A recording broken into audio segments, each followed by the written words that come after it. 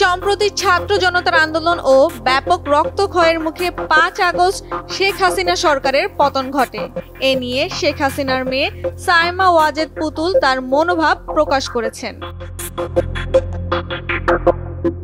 ৮ August এক্সে লিখেছেন, আমার ভালোবাসার দেশের প্রাণহানির ঘটনায় আমার হৃদয় ভেঙে যাচ্ছে।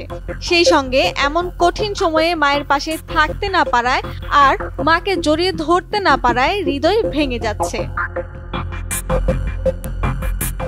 বিশ্ব স্বাস্থ্য সংস্থার DWHOর দক্ষিণ পূর্ব এশিয়ায় আঞ্চলিক পরিচালক হিসেবে কাজ করেন সাইমা ওয়াজেদ পুতুল। কর্মসূত্রে তিনি ভারতের দিল্লিতে বসবাস করছেন বলেও জানান তিনি।